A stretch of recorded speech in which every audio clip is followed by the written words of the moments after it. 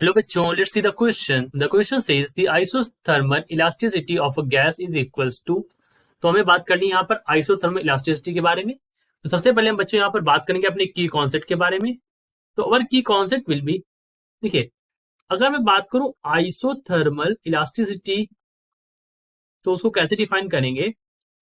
C the isothermal elasticity is given by, let me write this as E iso. ये हमारा हो जाता है isothermal elasticity is equals to volumetric strain upon volumetric stress upon volumetric strain. So let me write this as volumetric stress upon volumetric strain. अब stress आप जानते हैं force upon area होता है, जिसको मैं लिख सकता हूं डेल्टा पी यानी कि pressure.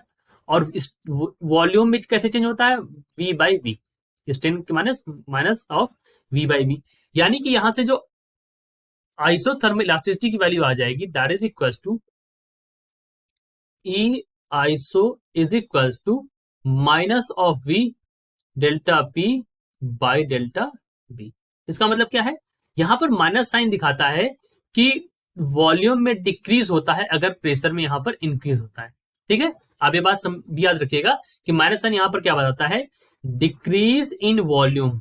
Late me also mention this as the decrease in volume due to increase in pressure.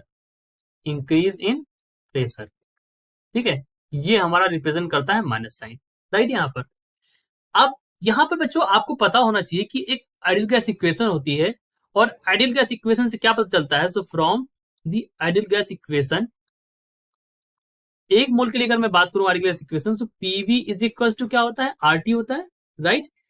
तो अगर कांस्टेंट टेम्परेचर पर है, देखो आइसोथर्मल का मतलब क्या है, आइसोथर्मल का मतलब ये है कि यहाँ पर टेम्परेचर जो है वो आपका कांस्टेंट है. Isothermal means temperature constant.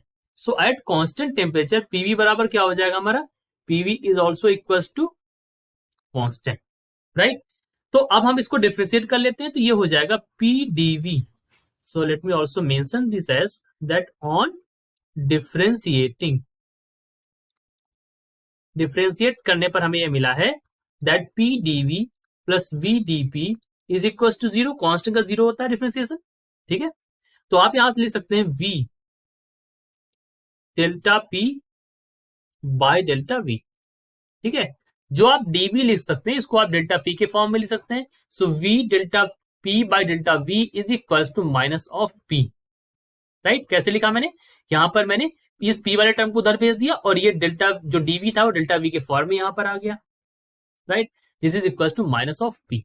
Clear ना. आगे बढ़ते हैं थोड़ा सा. अब यहां पर क्या करना है हमें, आइसोथर्मल जो इलास्टिसिटी थी उसकी वैल्यू क्या थी, E iso is equal to minus of V delta P by delta V. इस पूरे टर्म की अगर वैल्यू देखें आप यहां से फ्रॉम दिस, तो यहां पर वैल्यू क्या है, माइनस पी के बराबर है. यहां पर भी माइनस साइन, यहां पर भी माइनस साइन, तो माइनस माइनस क्या हो जाएगा, प्लस हो जाएगा. सो किसके बराबर आ जाएगा, this is equal to P. और पी बच्चों हमारा यहां पर क्या है, this P is pressure, right.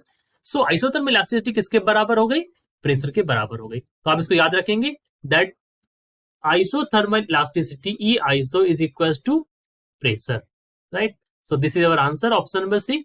I hope you understood it well. Best of luck.